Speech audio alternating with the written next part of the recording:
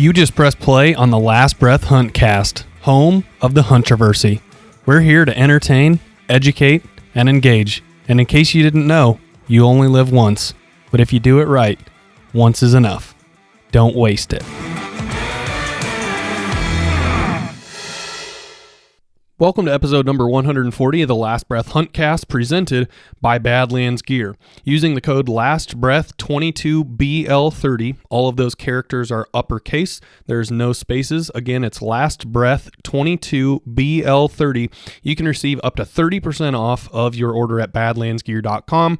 They have an outstanding lineup from everything from packs, turkey gear, early, late season gear, and I think that you're going to really enjoy it. And they back it by the best industry leading warranty in the outdoor camouflage space.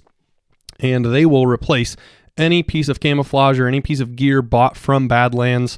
As long as it's got the red bull skull on it, they will replace it for the lifetime of the product. No other warranty beats that. You should get yourself into Badlands camouflage as quickly as possible, in my opinion. The next partner of our podcast here is Underwarmer. Using the code LASTBREATH with a space in the middle, a capital L and a capital B, you can get yourself $10 off a $12 heated base layer system. That is what they developed. It is a one or multi-time use product, and it'll emit up to 12 hours of heat to your core. It's just a really great option. I'm going to be wearing one this turkey season if I end up being able to make it out hunting. Finally, using the code LBTV25, no spaces there, and those characters are all uppercase, you can get up to 25% off your order at OutdoorEdge.com. So, today, our topic for episode number 140 and number 141 is diving into the trail camera world. But in episode number 140, we are going to talk with Mark Olis, the marketing manager at Pradco Outdoor Gear, about using cellular cameras for turkey hunting. So how can you upgrade your arsenal?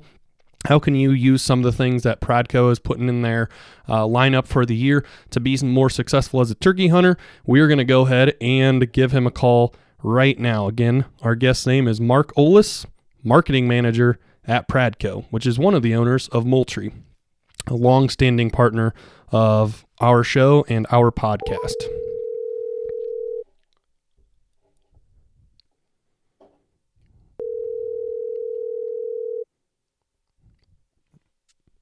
Hello, this is Mark.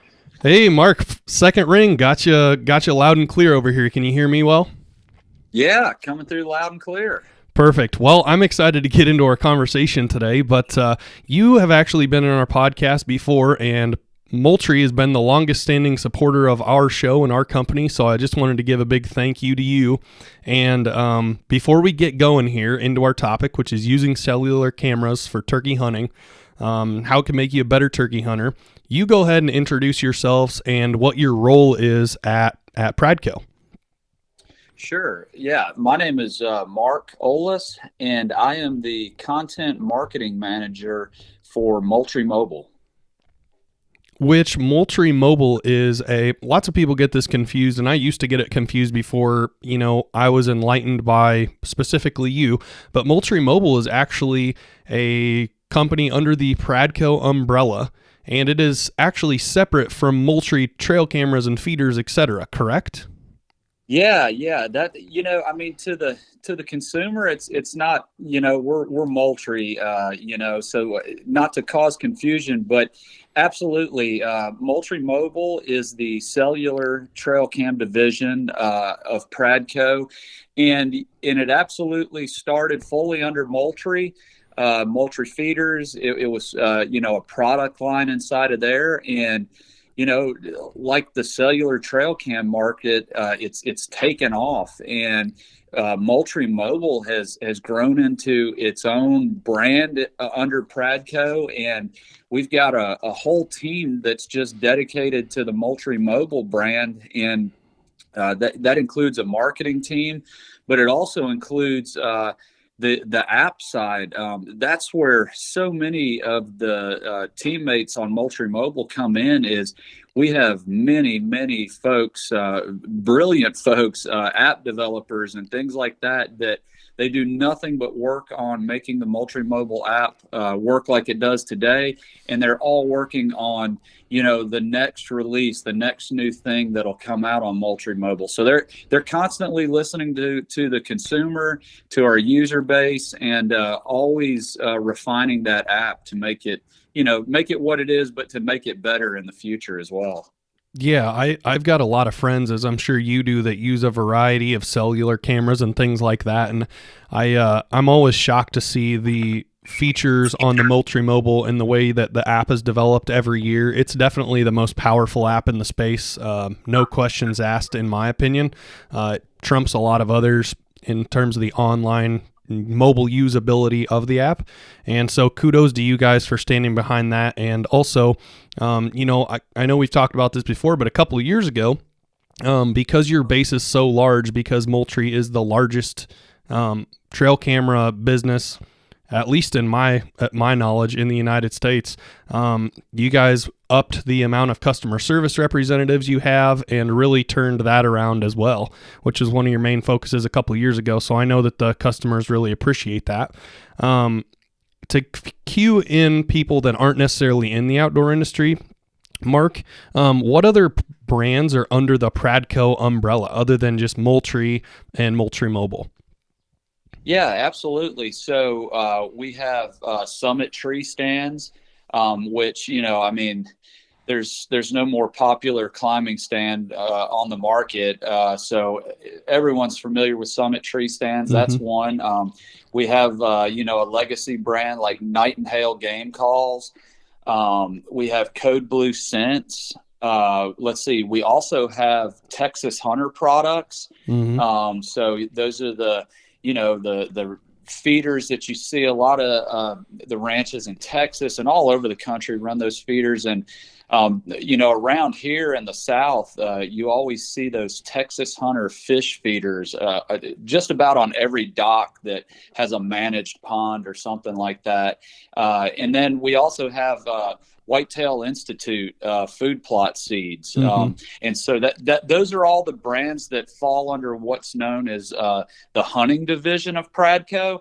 And there's an entire fishing division with something like over 30 brands that's out of Fort Smith, Arkansas. So those guys are also our teammates on the fishing side as well. Sure.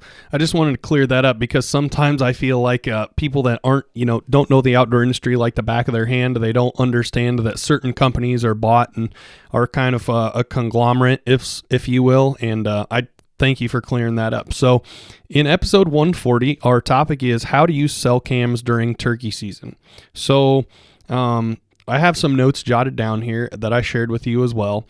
And obviously one of the first and main points about using a cell cam for upping your odds in the turkey woods is to keep eyes on multiple properties or fields on the same property.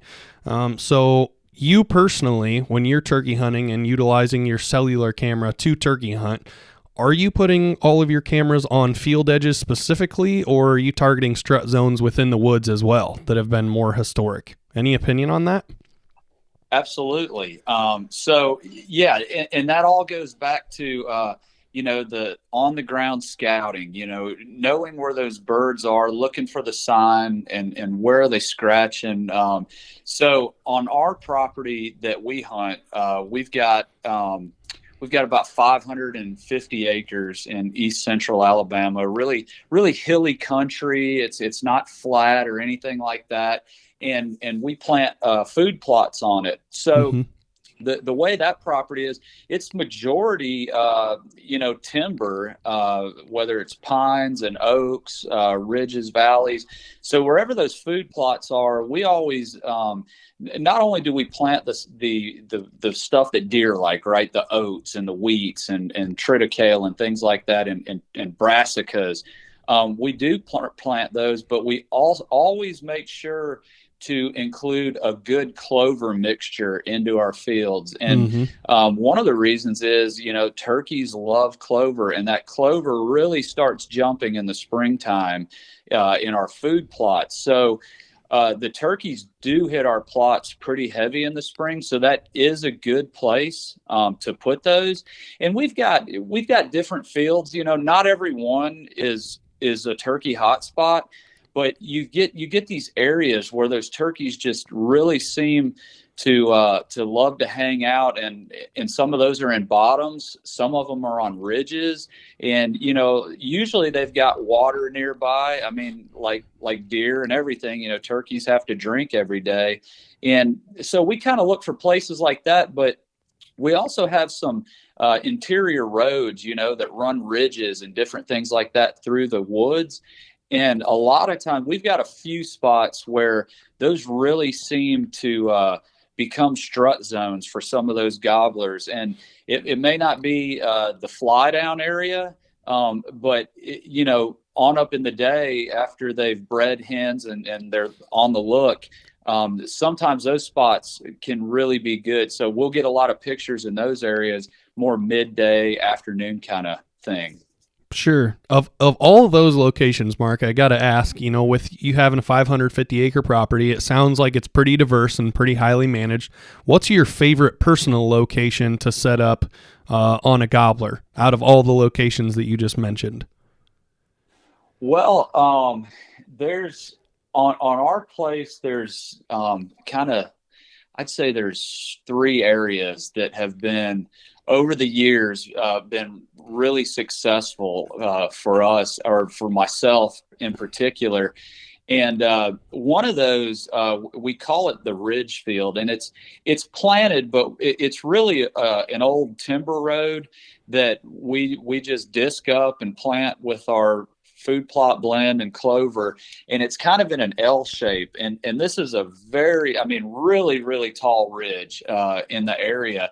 So, there's, in seasons past, if I didn't necessarily know where I wanted to go and hunt that morning, or have a bird pinned down, a lot of times I would walk to the top of that ridge and just listen. And I've had some really exciting hunts up there where I heard a gobbler, really far off. I'm talking a long ways. And I would be able to use my box call, because that's my loudest call. And so I would just crank that thing out in the wind, and that the bird would respond. And it took them, a second or two for the sound to reach the bird, and then a second or two for me to actually hear the gobble. So it was always a delayed gobble. But there was two instances where I called different gobblers in, and again, I don't know how far these birds were. I can hear a long ways up there, but they came gobbling the whole way, and it took over an hour for them to work that way. Whoa. And I would, in Alabama, we have some really tough birds. They are just really shy around here, and so over calling will typically not bring a gobbler in here, not a mature one. I mean, it's almost, if you overcall, you're pretty much guaranteeing you won't call that bird into range. So I just would every now and then let those yelps out, and that bird would answer back and get a little closer, and finally, I mean, called the bird into my lap. And those were twice I did that on that ridge, two totally separate years, and I didn't even know that a bird was around there. It was just a great spot to go to. So I would say that's probably my favorite spot right there. And I liked what you said earlier about a minute ago. You said have a bird pinned down. So let's get into that. How do you use your Moultrie mobile specifically to really find out and get a really good heartbeat of where turkeys are, when different spots of the season are occurring, or different times of day are happening? How do you use that as an integral piece of your hunting tool belt and your arsenal to really find out what your best bang is for your buck when you're going after these toms and finding roost trees and stuff like that? Yeah, so the way I utilize it, I'm probably like a lot of guys.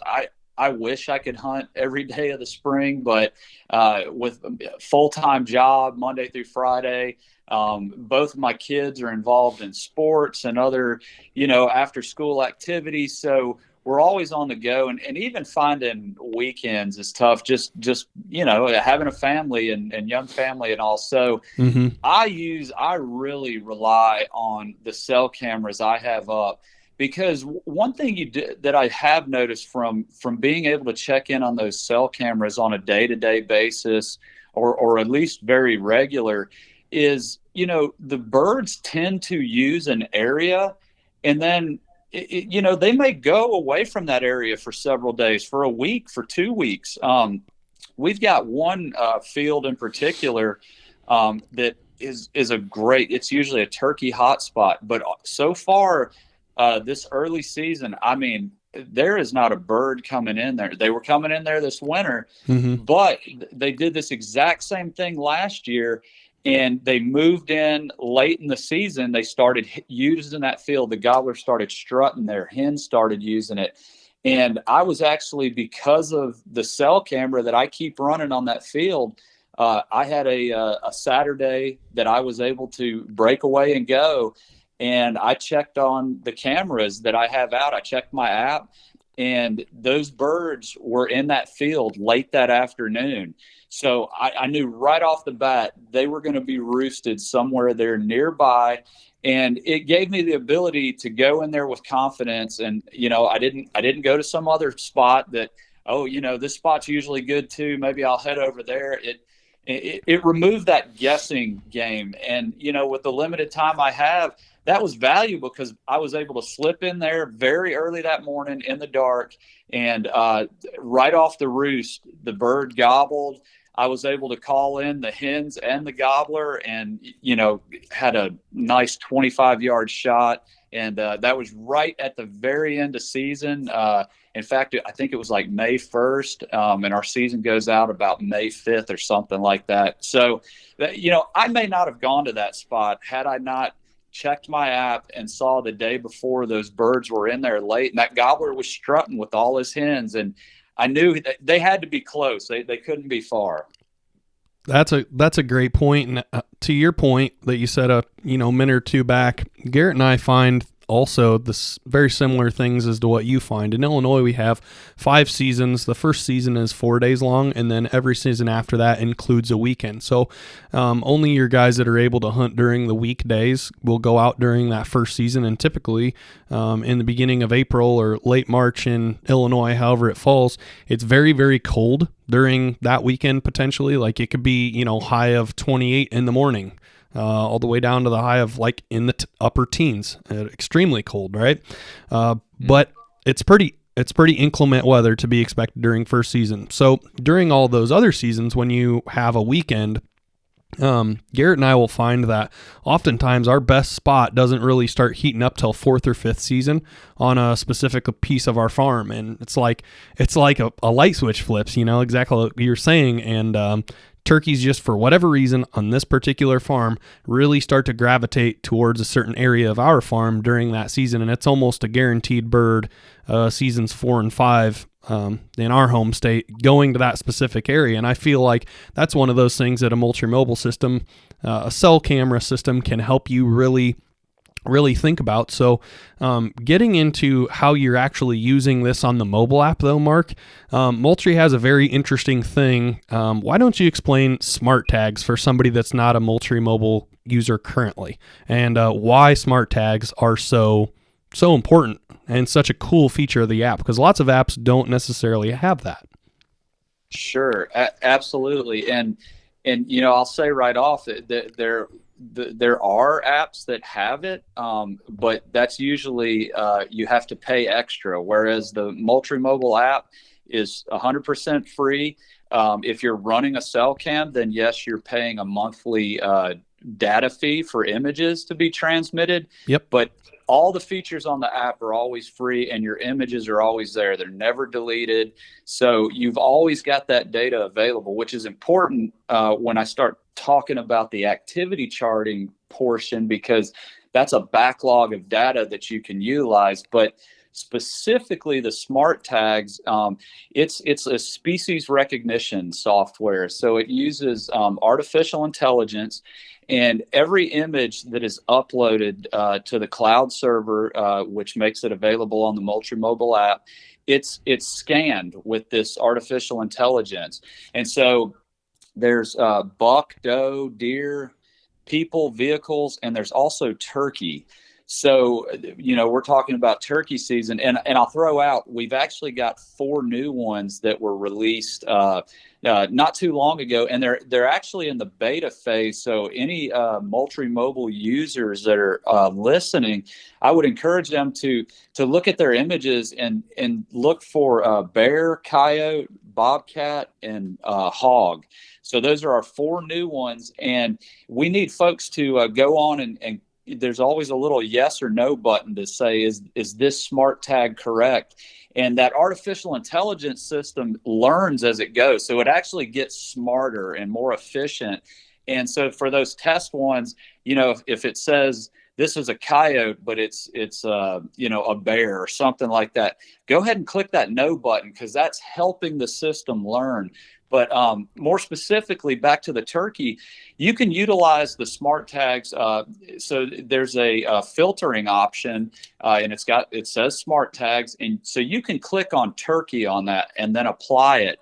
And when you do that, the Moultrie mobile app is only going to filter out or filter in those turkey images. So any image that the software has recognized as a turkey in the image, you'll get that. So that's really helpful, because if you've got a lot of deer or raccoons or other animals in your area, like you probably do, it can kind of be cumbersome going through, especially a week's worth of images, scrolling through and going past all those night images and everything like that. You can click on turkey, and you can then quickly scan through only the turkey images, so you can start putting together your game plan. But the cool part is, I mentioned activity charting, and that's one of the features that was released last year. And what that does, it pulls in the data from every image. So it's pulling in things like time of day, temperature, and moon phase. Now, moon phase isn't important for turkeys, but for deer, you can utilize that. But the way it really works good with turkeys is you can go inside that activity charting and you can click the turkey smart tag. So it will only feed you data from turkey images. And then when you click inside activity charting, it breaks out that information in real easy to view graphs. So it's like bar graphs, pie charts, real simple to see, and based on time of day and things like that.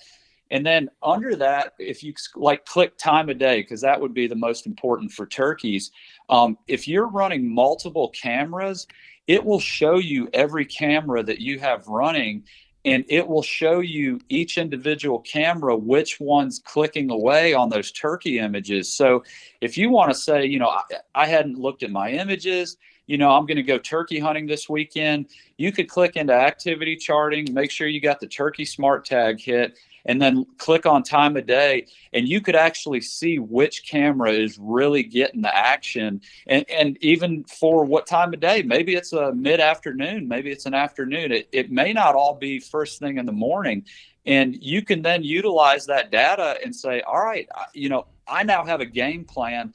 I know where I'm at least going to go to set up and see if I can't call in a bird.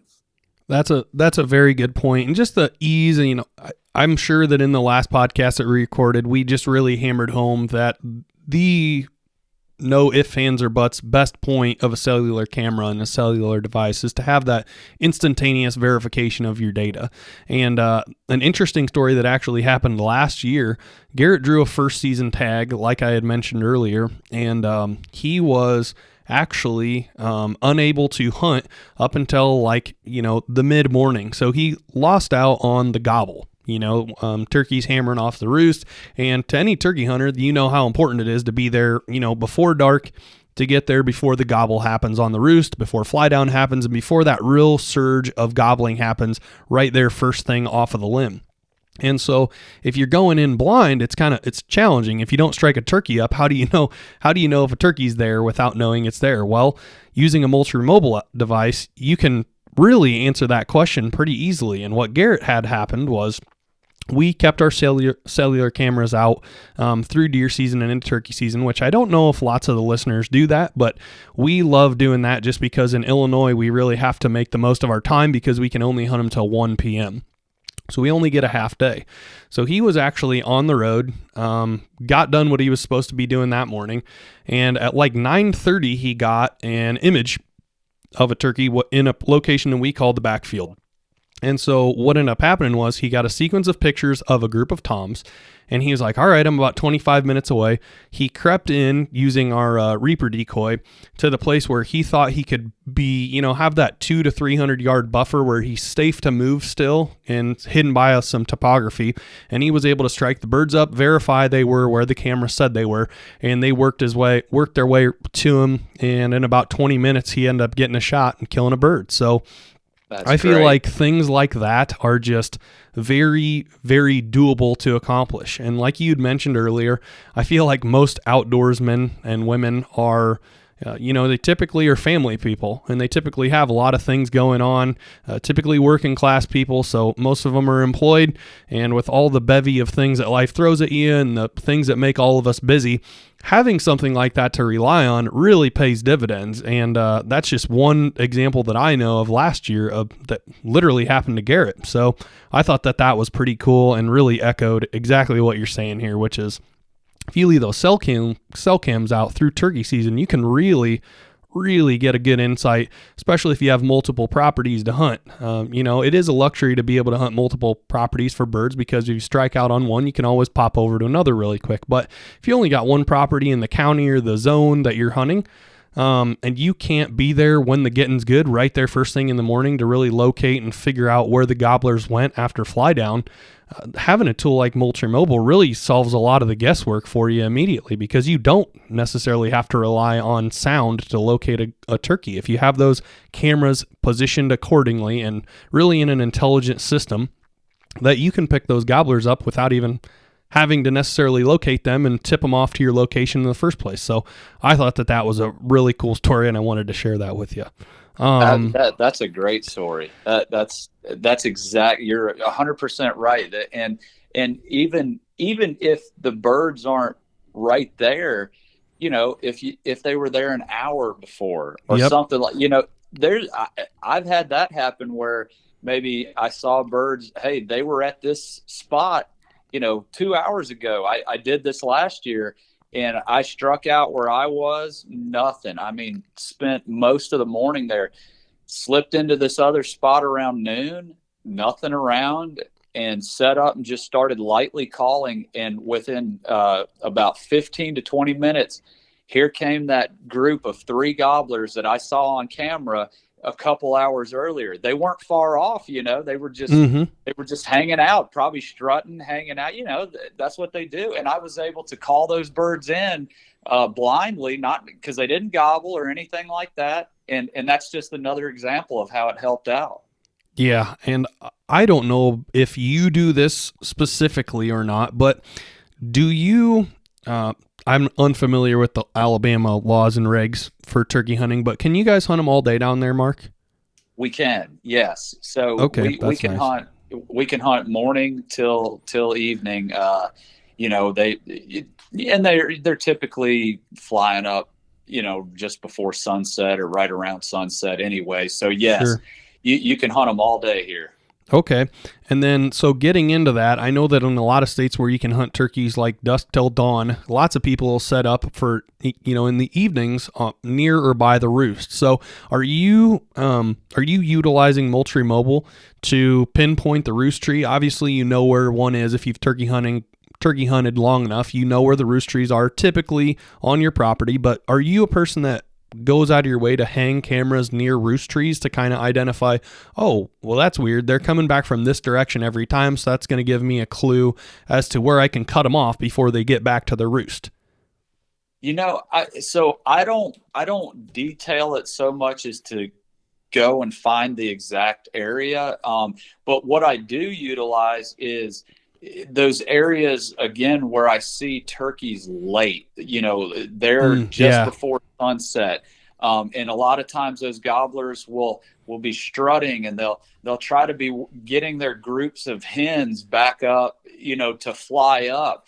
And so, some places, like I said, we see midday action, and I think that's kind of where they go middle of the day, trying to maybe gobble or strut up some hens that weren't with them. But we have these kind of defined areas where you'll see birds late on camera, and they're roosting right there. I mean, they're somewhere close, and that's exactly what I look for is, instead of like necessarily trying to pinpoint the tree, which that's hard to do here because Hmm. it literally is mostly forest. So they could really be in any tree, but they're kind of in that area. Sure. And a lot of times here, they love getting on those tall ridge lines. That's a really popular spot around here. And I didn't get a bird last year, but I utilized it where I had a Saturday morning. I was going to be able to go. My hunting property is about an hour away. So Friday evening, I logged on, got on the app, and I was looking, and I saw where a bird was in one of our spots, right there, late in the day, right around that sunset period. And I was like, okay, that dude is roosted somewhere there. And so I left the house super early that morning, got in there, and this is one of the farthest back spots in the property. It takes a little bit to get in there. And I was there way before daylight, slipped into a little ground blind setup we had, and that bird was on the ridge above me. And it was one of the best mornings of hunting where I didn't get a bird because he absolutely just gobbled his head off. I mean, just gobbled to every sound that was made in the woods. And it was super cool. He didn't come in. I think he finally called in a hen, and they went over the ridge. But, I was at least in the game. I was in the hunt, and that was all because of the cell camera.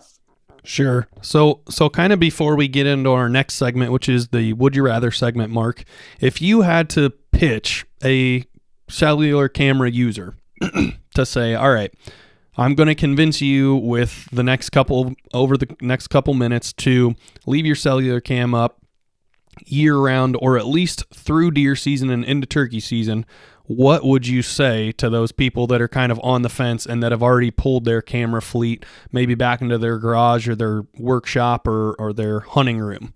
What would you tell them? Well, the thing I would tell them is it's so a lot like deer.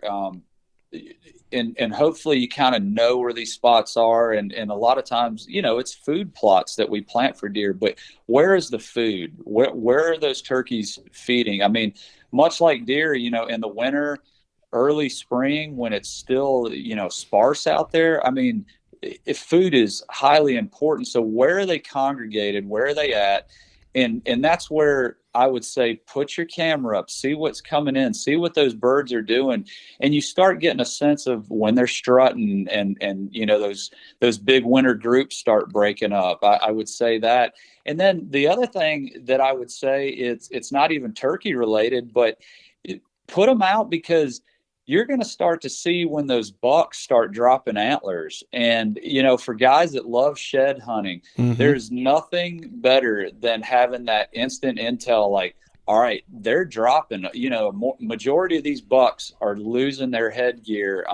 And down here, we've got a late rut in Alabama. So it happens a little later, but I just saw the first buck at our place walking around with one antler. So they're just kind of starting to drop them around here.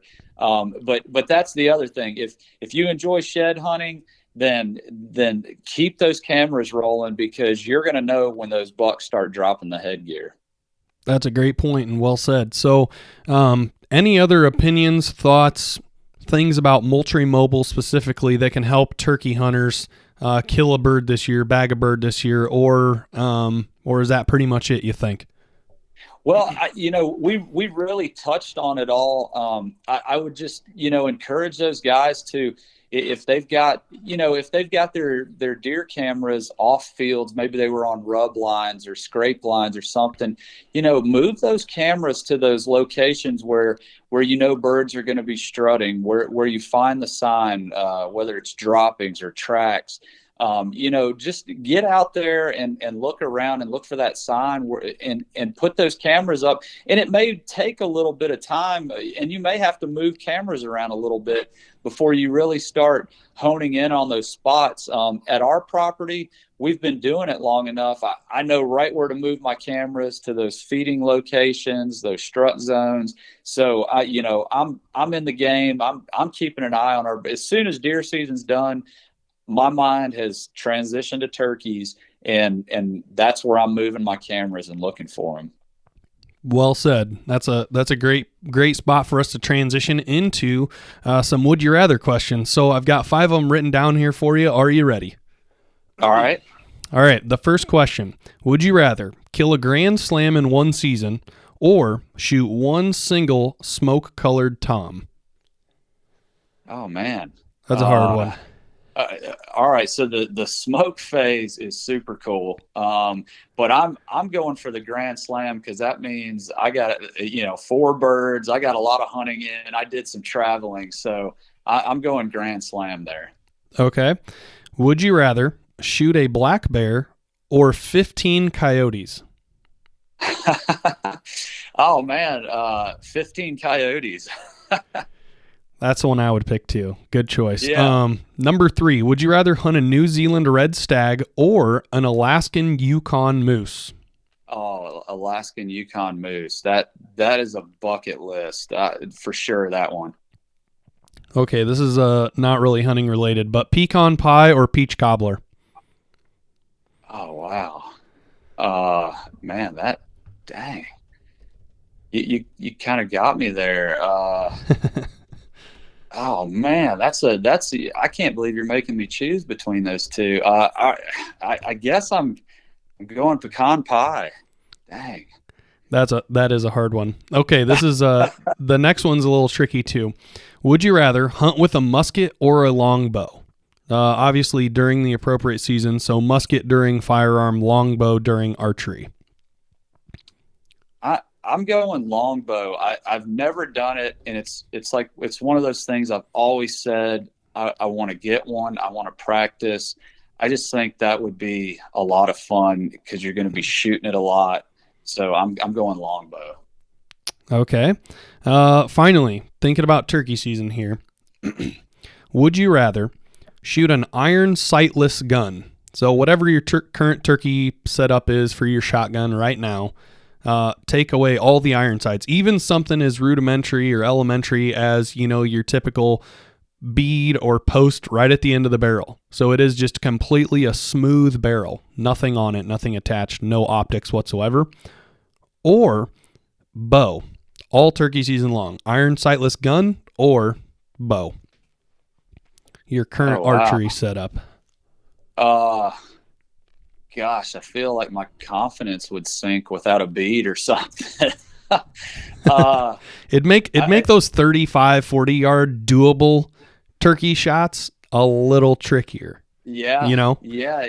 I feel like I could figure it out though. Do I get practice shots?